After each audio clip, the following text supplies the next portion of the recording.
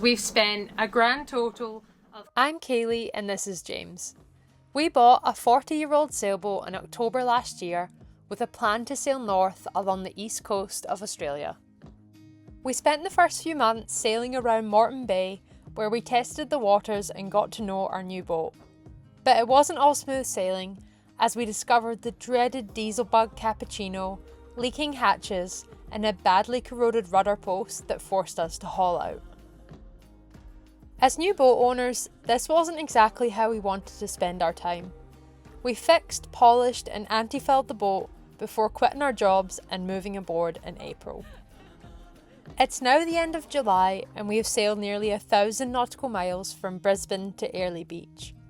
Along the way, we've welcomed friends aboard, explored remote reefs, and sailed alongside giants. It's been a pretty wild ride, with some of the best moments and also some of the toughest. But the journey's far from over, and we love to take you along for the rest of the adventure. So something I quite often get asked is how much does it cost you to live on a sailboat? But first, I just want to say that these aren't normally the kind of videos that we make. Normally we're off sailing and exploring. This is going to be a little bit different, but hopefully you find this information useful, especially if you're looking to buy a boat. I'm going to work through a list of items. I'll start at the cheapest and then I'll work my way down to the most expensive. You've bought your boat, you've done the survey, there's a very good chance that that boat is in a marina. If your boat's in the marina, then it's likely you'll have to join boat club or the sailing club. From what we've seen, these prices can vary massively. We were looking at a boat in Perth in WA. Fees for that sailing club were $3,000 a year, which is massive. But thankfully, when we bought Mon Ami, she was in a boat club that was only $300 a year.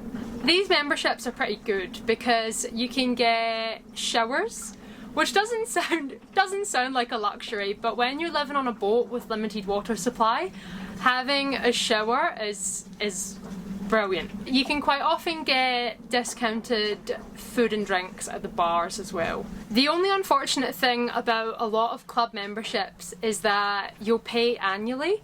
So even if you're going to be in the area for 3 or 4 months, you have to pay the annual fee and then you don't get any money back. But some clubs, like the Whitsunday Sailing Club here in Airlie, they charged us, I think it was $60 for a 2-week membership. So that's a really good thing to look out for if you're travelling anywhere. The next thing I want to talk about is fuel. Being on a sailboat, we try to use as little fuel as possible. Whenever there's a breeze, the sails are up. I hate running the motor. It's noisy, it's stinky, it's expensive. In saying that, over the last 10 months, we've averaged around $80 a month in fuel. This can vary a lot because you might have some days or some weeks where you have lots of wind and you don't need to run the motor. But we recently had 3 or 4 days where there was no wind at all and we just motored everywhere, which wasn't that exciting. But if you compare that to how much you spend on your car per month, then for me personally, that was about the same as what I was spending in fuel.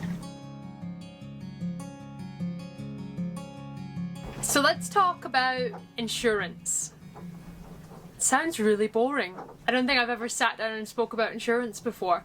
Anyway, we're here now. Our insurance is $126 a month, and that covers us if we're hit. It also covers someone else if we hit them.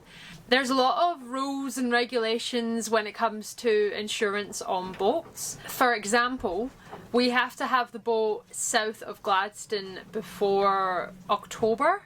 Otherwise, we're not insured against cyclones. I think there is a way that you can pay more and then have it covered for cyclones, but we would rather not do that if we can. So yeah, I think it worked out to be just over $1,000 a year. We had to purchase a few parts for our engine. needed a little bit of love when we bought it. So we purchased a new alternator, which was $400. And then shortly after that, we bought a new starter motor, which was $600.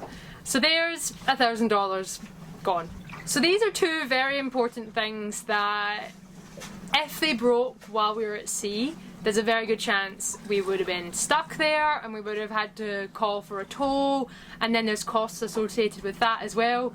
It's good to replace these things before they break completely, or even to carry spares. We have so many spares on board. So when we bought the boat back in October, it came with 20 meters of anchor chain, which is not a lot. There's actually times where we've anchored in around 10 or 12 meters of water and we've had to put out 40 meters of chain. So it's one of those things that you'd rather have too much chain than not enough, because that could really limit the places where you can anchor. So we bought another 30 meters of chain, which cost us $748, which I thought was quite a lot of money for some chain. So as I said before, when we bought the boat in October, it was in the marina and we were still sort of coming and going from work quite a lot. So we had it in the marina for 4 months. Each month cost $768. But between the two of us, it didn't actually seem that bad. If you've been following our videos, you'll know that Gibbo has been away for a few weeks, and just before he left, we inquired with one of the marinas here in Airlie.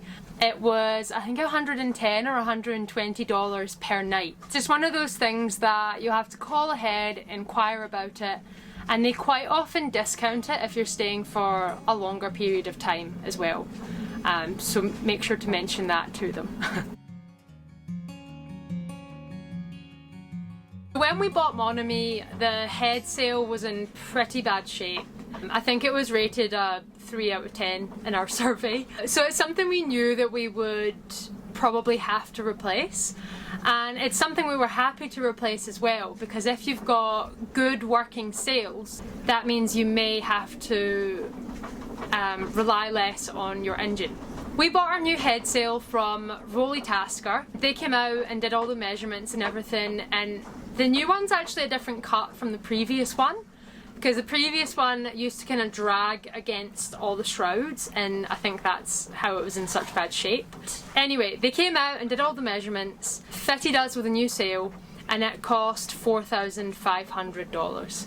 That's one of those things that I think it just is what it is. It's not going to vary too much in price. Maybe if you've got a bigger boat and you need more sail, then obviously that'll be a larger cost.